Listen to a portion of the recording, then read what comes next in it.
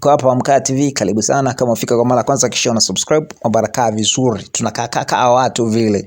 Nitika kwa jina moja tu la Amka. Na leo tunamtizama Mansa Msa. Unafahamu Mansa Msa? Kaa kwa kutulia niweze kukujuza. Huyu ni miongoni mwa watu mashuhuri zaidi katika historia ya bara letu Afrika. Unapomzungumzia Mansa Msa, kwanza ni mmoja kati ya watu mashuhuri zaidi katika historia ya Afrika na amekuwa akitajwa sana kama mtu tajiri kuliko wote kuwahi kuishi duniani.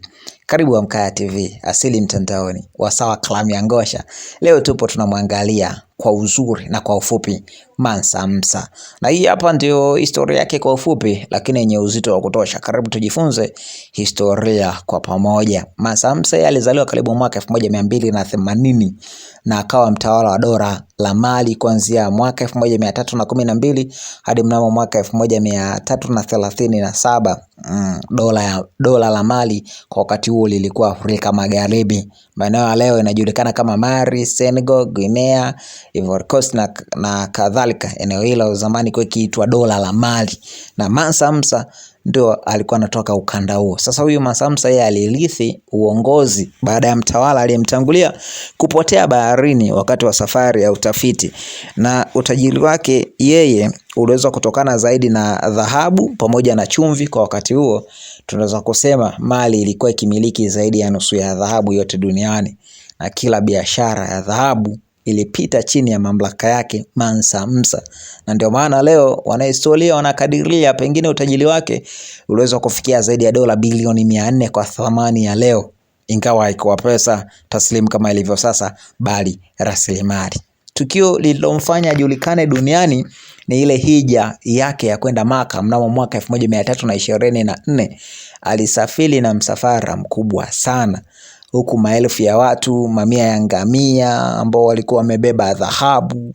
Aligawa dhahabu nyingi sana katika miji kama Cairo, kiasi kwamba thamani ya dhahabu ilishuka kwa miaka kadhaa kutokana na tukio ambalo alifanya Mansa Msa. Sasa hilo ni jambo la nadra sana kuweza kutokea kihistoria. Mansa Msa yeye hakuwa tajiri tu, pia alikuwa ni mwenye elimu, alikuwa ni mtu mwenye maono. Alijenga misikiti mikubwa kama msikiti wa Djingul Raba Timbuktu huko, na alifanya Timbuktu kuwa kitovu cha elimu, biashara na dini, hasa kikivutia wanazuoni kutoka Afrika Kaskazini na Mashariki ya Kati. Vitabu na elimu viliheshimiwa sana kuliko hata dhahabu kwa wakati huo. Sasa Mansa Msa yeye alifariki karibu mwaka 1337, lakini kwa wakati huo aliweza kuacha urithi mkubwa. Tuseme aliacha Afrika yenye heshima duniani, hata ule uthibitisho kwamba Afrika ilikuwa na ustaarabu, tajiri na elimu kabla ya ukoloni. Mfano wa kiongozi aliyekuwa na nguvu, mali, aliyejawa na hekima. Unapomzungumzia Mansa Msa kwa kifupi ndio mtu wa namna hiyo. Mansa Msa alikuwa si tajiri wa pesa tu, bali tajiri wa akili, tajiri wa maono na historia. Ni moja ya fahari kubwa ya Afrika, Mansa Msa. Unafahamu vipi Mansa Msa? Unaweza kwa comment yako hapo chini, mambo yakakaa vizuri. Najulikana kwa jina moja tu la Steve, ama kidogo mambo yakakaa vizuri, na hii ni kalamu ya Ngosha. Tukutana wakati mwingine tena, endelea kufuatilia. Unaweza kuweka comment yako hapo chini, kusubscribe, kubonyeza alama ya kengele, mambo yakakaa vizuri. Kupepeta.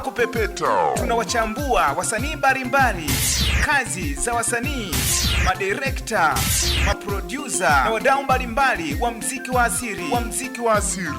Hapa utakutana na mwamba, senior engineer Para Kiaya. Bwana, hapa ni mwendo wa kuwapepeta tu.